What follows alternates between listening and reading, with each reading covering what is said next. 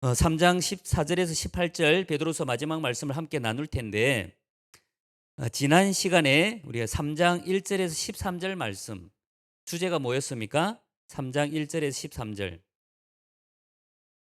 네, 우리 조요한 간사님을 통해서 선포된 말씀 여러분 잘 기억하고 있죠? 하나님의 날에 대한 이야기였어요. 하나님의 날은 다른 말로 하면 어떤 예수 그리스도의 다시 오심. 그 하나님의 날, 예수 그리스도의 다시 오심, 신천지, 새하늘과 새 땅에 대한 소망을 가지고 이 땅 가운데, 이 세대 가운데 살아가는 것입니다. 그 하나님의 날에 대한 이야기인 것이죠.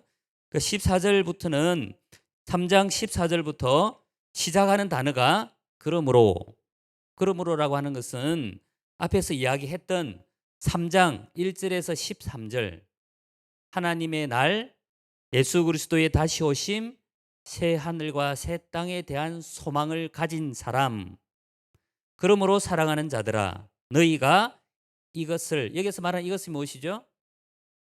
하나님의 날인 것이죠. 하나님의 날, 예수 그리스도의 다시 오심, 새 하늘과 새 땅을 바라보나니, 그러니까 이것을 바라보고 살아가는 사람은 어떻게 살아간다고 이야기를 합니까? 주 앞에서 살아갑니다. 지금 말씀 PPT 띄우고 있죠? 네. 너희가 이것을 바라보나니 주 앞에서 살아간다. 주 앞에서라는 단어를 여러분들에게 강조하고 싶습니다. Before God, 코람 데오. 그러니까 주 앞에서 살아간다는 것은 우리의 삶의 기준이 주님 앞에서 살아가야 됩니다. 세상의 성공의 기준이 아니고 세상 사람들이 나를 보는 가치 기준이 아니고 세상의 성공의 기준이 아닌 우리의 기준은 누가 되어야 됩니까? 예수 그리스도. 주님 앞에서 살아가는 우리의 삶이 되어야 되는 것입니다. 여러분, 하나님 앞에서 살아가는 인생이 되기를 바랍니다. Before God, 코람데오의 인생을 여러분 살아가시기를 바랍니다. 점도 없고 흠도 없이 평강 가운데서 나타나기를 힘쓰라. 자, 14절 말씀을 두 가지 단어로 이야기하면 이렇습니다. 그러므로 뭐하라? 힘쓰라. 무엇에 힘쓰라는 것이죠? 새하늘과 새 땅을 바라보고 간절히 사모하고 주 앞에서 before God, 주 앞에서 점도 없고 흠도 없이 평강 가운데, 평강이 뭐라고 했습니까? 설명할 때 처음 샬롬 할 때 평강이 뭐라고 그랬죠? 소망과 인내의 뿌리를 받고 하나님의 말씀, 약속의 말씀을 의미하는 것이죠. 하나님의 말씀에 근거한 마음에 안정된 뭐? 상태인 것이죠. 그것이 샬롬입니다. 그러니까 주 앞에서 점도 없고 흠도 없이, 점도 없고 흠도 없이라는 것은 정말 주님이 오시는 날을 바라는 사람은, 간절히 사모하는 사람은 주 앞에서 점도 없고 흠도 없이 살아간다는 것이죠. 누가 시켜서가 아니고 강제의 성에 의해서가 아니라 정말 새하늘과 새 땅, 예수 그리스도의 다시 오심을 간절히 사모하고 기다리는 사람은 주님 앞에서 점도 없고 흠도 없이 살아간다는 것을 의미합니다.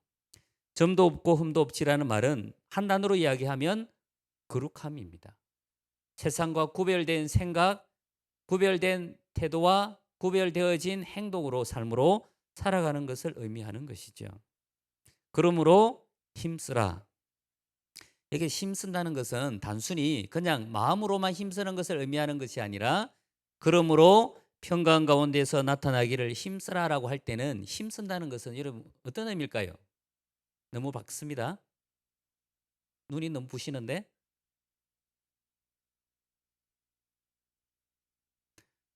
힘쓰라고 하는 것은 영어에 보면 make every effort라는 단어를 사용해요. 그러니까 모든 노력으로 해야 될 일들을 하라 이 표현인데 make every effort 여기서 말하는 것은 전심으로 하라는 것이죠. 그냥 하는 척 흉내를 내는 것이 아니고 그냥 적당히 하는 것이 아니고 전심으로 하라. 그리고 모든 소중한 시간을 들여서 초점을 맞추어서 그렇게 하라는 것이죠. 온 힘을 들여서 그렇게 하라는 것입니다. 무엇을요? 그러므로 여러분 기억하십시오. 그러므로 새하늘과 새 땅을 바라보나니 주 앞에서 점도 없고 흠도 없이 평강 가운데 힘쓰라. 여러분 외울 수 있죠? 지금 베드로서의 마지막 말씀이에요. 그러니까 이 시대를 살아가는 저와 여러분이 어디에 힘을 써야 되느냐? 거룩한 주님 앞에서 거룩한 삶으로 살아갈 수 있도록 그냥 대충 그냥 좀 해보다가 마는 것이 아니고 끝까지 마지막까지 전심으로 온 힘을 다하여 시간과 모든 에너지를 다 들여서 힘쓰는 것을 의미합니다. 마지막 주님 앞에 섰을 때 우리가 이 세대 가운데 살아갈 때도 주님 앞에서 살아가지만 마지막 주님 앞에 섰을 때도 하나님 우리를 보시는 것은 무엇을 보실까요? 여러분이 이루어낸 뭔가 성공의 것들을 볼까요?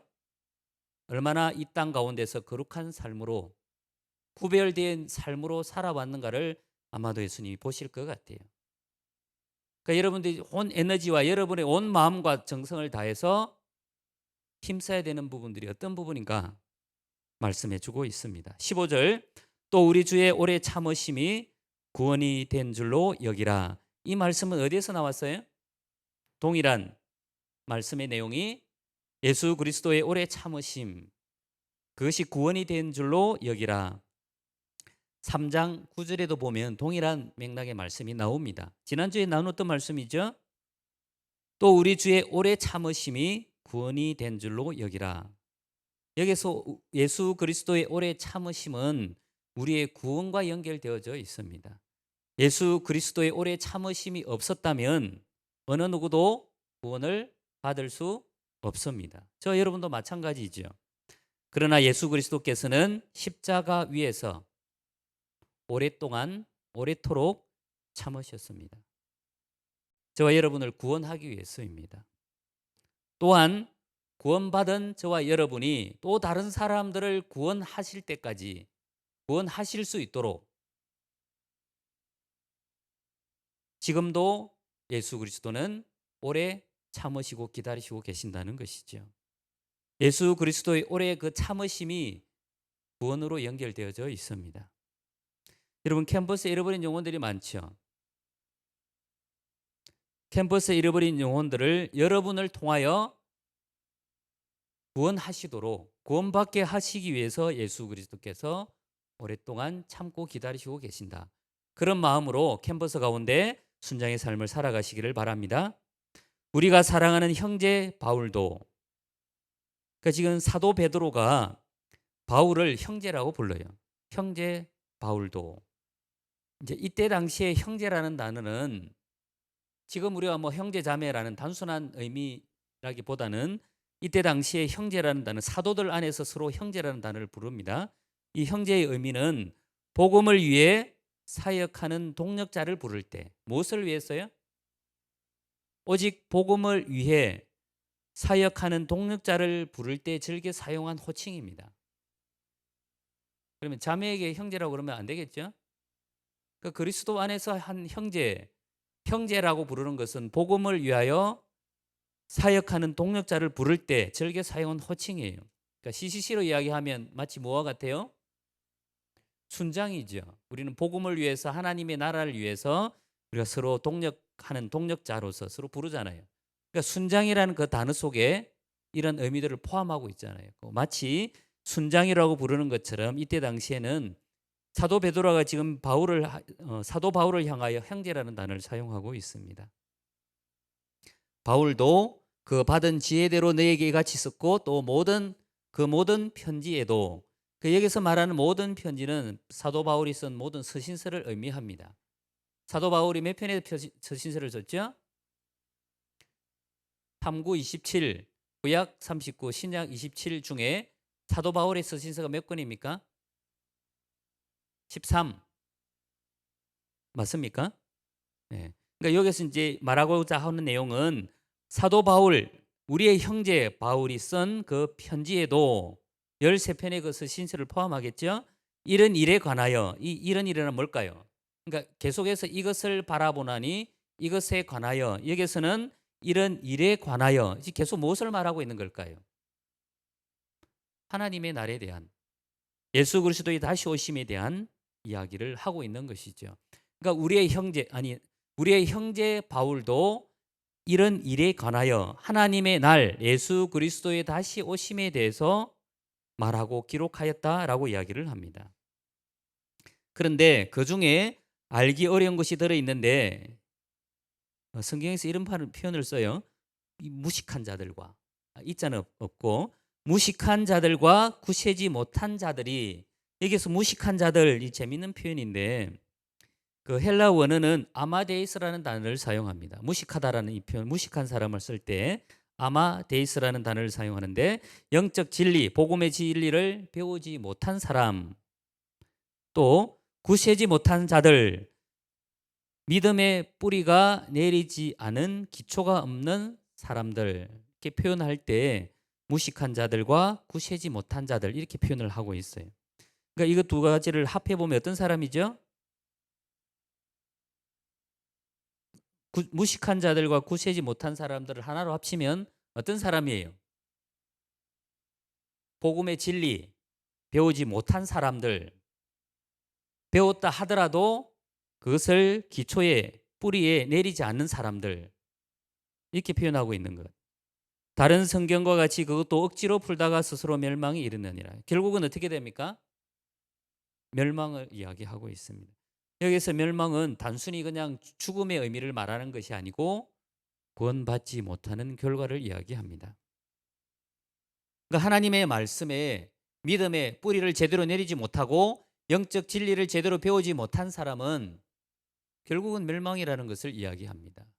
결국은 구원받지 못하는 결과를 가져온다라고 이야기를 하는 것이죠.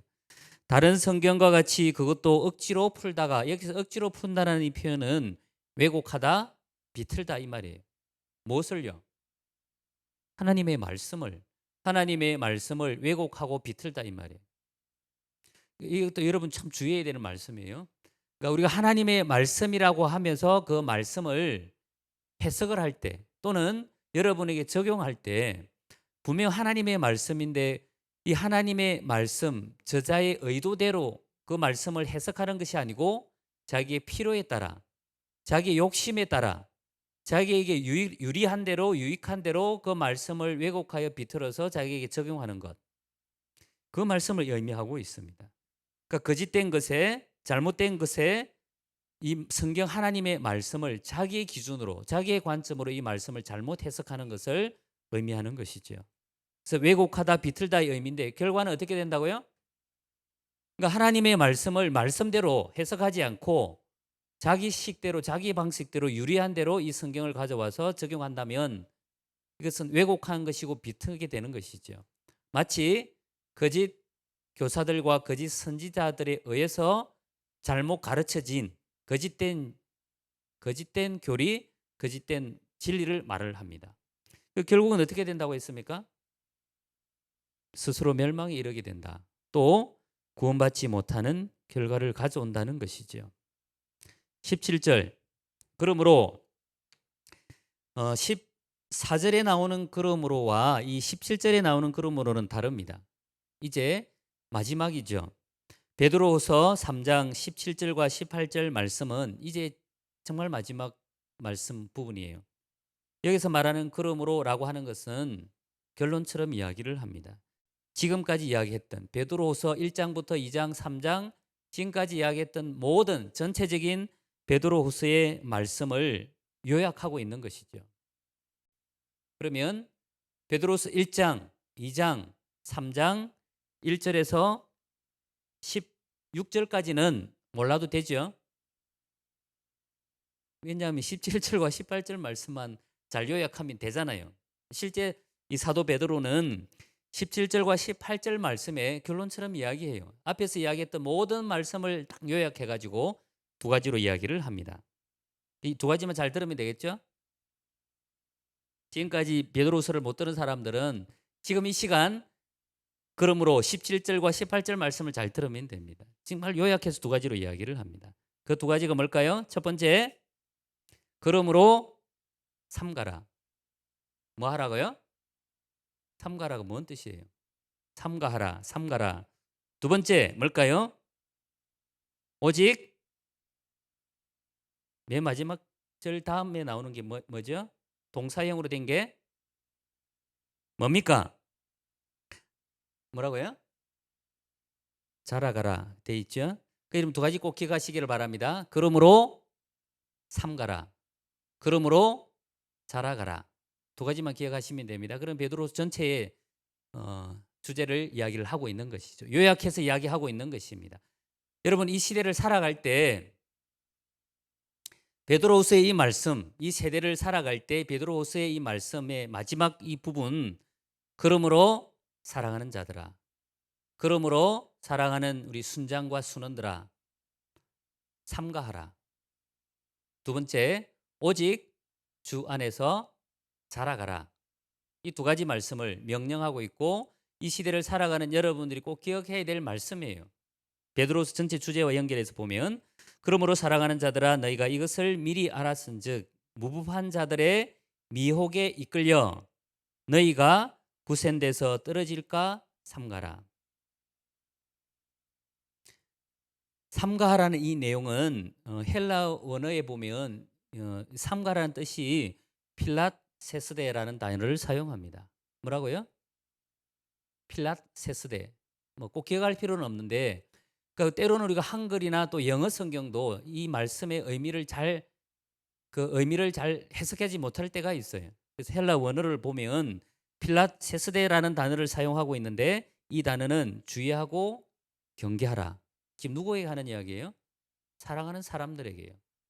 하나님을 믿는 예수 그리스도를 믿는 말씀 위에 살아간다고 하는 사랑하는 자들아, 사랑하는 형제들아, 사랑하는 자들아. 이 시대를 살아갈 때 주의하고 경계하라. 하나님을 믿지 않은 사람들에게 이야기하는 것이 아니고 하나님을 믿는다고 하는 저와 여러분 같은 사람들이죠. 형제들이죠. 삼가하라. 여기서 삼가하다라는 뜻은 필라세스데라는 단어를 사용하고 있는데 주의하고 경계하라. 구센돼서 떨어질 수도 있다라는 거예요. 내가 지금 하나님을 믿고 있고 말씀이 살아간다고 하지만 비록 여러분들이 순장이라고 하지만 떨어질 수도 있다는 거예요. 잘못된 길로 갈 수 있다는 거예요. 하나님의 말씀, 잘못된 왜곡되어진 비틀어진 하나님의 말씀을 믿고 따라가다 보면 주의하지 않고 경계하지 않고 살아가다 보면 거짓된 가르침, 거짓된 진리에 따라가다 보면 어떻게 될 수 있다고요? 그러니까 무식한 자들과 무법한 자들처럼 될 수가 있다는 거예요. 구원에 이를 수 없다는 것도 이야기를 해주고 있습니다. 여기 필라세스데라는 단어는 주의하고 경계하라라는 뜻인데 그 설명을 이렇게 하고 있습니다. 여러분 스스로가 자신을 위해서 누구를 위해서요? 삼가해야 되는 사람은 여러분 자신의 여러분 스스로예요. 여러분 스스로가 자신을 위해서 거짓된 것의 미혹에 잘 대처하고 이게 삼가라는 뜻의 의미입니다. 여러분 스스로가 자신을 위해서 거짓된 것의 미혹에 잘 대처하고 깨어 경계해야 함을 강조하고 있는 단어가 삼가라는 뜻입니다. 여러분 스스로가요. 여러분 자신을 위해서 깨어서 주의하고 경계하라라고 말씀하고 있는 것이죠. 그렇지 않으면 여러분들도 어떻게 될 수 있다고요? 떨어질 수 있대요. 너희가 구센돼서 떨어질까 삼가하라. 주의하고 경계하라. 그렇지 않으면 반대로 이야기하는 것이죠. 그렇지 않으면 너희들도 떨어질 수 있다. 스스로 멸망할 수 있다. 구원받지 못하는 결과를 가져올 수 있다는 거예요. 경고의 말씀입니다. 그러니까 여러분들 하나님의 말씀 가운데 바른 건강한 하나님의 말씀대로 살아가고 그것을 지혜롭게 깨달을 수 있는 그것을 위해서 여러분 기도해야 된다는 것입니다. 주의하고 경계하십시오. 이 세상은 이 세상이 주는 목소리와 소리와 가치는 여러분 그냥 그렇게 만만하게 넘어가지 않습니다. 어떤 모양으로든지 여러분들을 미혹합니다. 세상에서 성공하려면 너 그렇게 살아서는 못해. 안 돼. 세상의 가치, 세상의 소리로 자꾸 여러분들을 미혹하는 것이죠. 또한 하나님의 말씀을 왜곡하여 비틀어져서 말씀을 선포하고 나눌 때 여러분 그냥 따라가게 되면 여러분들도 언젠가는 떨어지게 돼 있다는 것이죠. 경고의 말씀입니다. 두 번째, 오직 우리 주 하나님 앞에서, 오직 우리 주 곧 구주 예수 그리스도의 두 가지 단어가 나옵니다. 은혜와 그를 아는 지식에서 자라가라. 오직 자라가라. 그런데 어떻게 해요? 그리스도의 은혜와 그를 아는 지식에서 자라가라 라고 말씀합니다. 오직이라는 단어는 다른 방법은 없다는 거예요. 우리가 살 길은 오직 한 길이다라는 것을 말씀하고 있습니다. 세상의 성공이 아니라 오직 하나님 앞에서 인정받는, 세상에서의 성공이 아닌 다른 누군가가 나를 세상의 어떤 성공의 가치 기준으로 바라보기를 원하는 그런 기준이 아니고, 하나님 앞에서 하나님이 원하시는, 하나님 앞에서 인정받는 삶을 살아가라 라고 말씀하고 있는 거예요. 그렇게 살아가기 위해서는 구주 예수 그리스도의 은혜와 그를 아는 지식에서 자라가는 것입니다. 자, 말씀을 다시 한번 정리하면, 그러므로 삼가하라. 그러므로 오직 자라가라. 베드로서 마지막 17절과 18절 말씀의 요약입니다. 여러분 꼭 기억하시기를 바랍니다. 여기에서 자라가라라고 하는 것은 은혜와 그를 아는 지식에서 자라가라. 그동안 계속 베드로서 1장과 2장 계속 이야기하면서 나왔던 단어가 뭐죠? 알미에 대한, 지식에 대한 단어, 에피그노시스와 그노시스의 삶을 통해 변화된 삶을 지속해서 살아가라는 것입니다. 자라가라고 하는 것은, 다른 말로 하면 말씀을 통해 예수 그리스도의 은혜와 그를 아는 지식을 통해 에피그노시스와 그노시스를 통해 변화된 삶을 지속적으로 살아가라는 거예요. 지금 여러분이 지금까지 받은 은혜 고맙고 감사하죠. 지금까지 여러분들이 알고 있는 예수 그리스도에 대한 지식, 그것으로 감사할 수 있습니다. 그러나 거기에 만족하지 말고 끊임없이 계속해서 지속적으로 그 은혜와 그를 아는 지식에서 자라가라. 그래야만 세상이 주는 가치, 성공의 가치, 거기에 미혹되거나 왜곡되어진, 잘못되어진, 거짓된 잘못된 가르침에 속아 미혹되지 않는다는 것을 말씀하고 있습니다. 그러므로 여러분들은 구센돼서 떨어지지 않도록 삼가하십시오. 두 번째, 그러므로 여러분들은 오직 예수 그리스도의 은혜와 예수 그리스도를 아는 지식에서 뭐하라? 자라가시기를 바랍니다. 삶의 변화로 이어가라는 것이죠. 하나님이 여러분에게, 이 시대를 살아가는 여러분들에게 이 성경 말씀을 주신 이유는 뭘까요? 이 말씀을 읽고 마음의 평안 정도, 또 만족을 이해하는 것이 아니라, 예수 그리스도께서 우리에게 주신 이 성경 말씀은 그 말씀에 뭐 하기 위해서요? 순종하고 뜻대로 살아가기 위해서 이 말씀을 주셨습니다.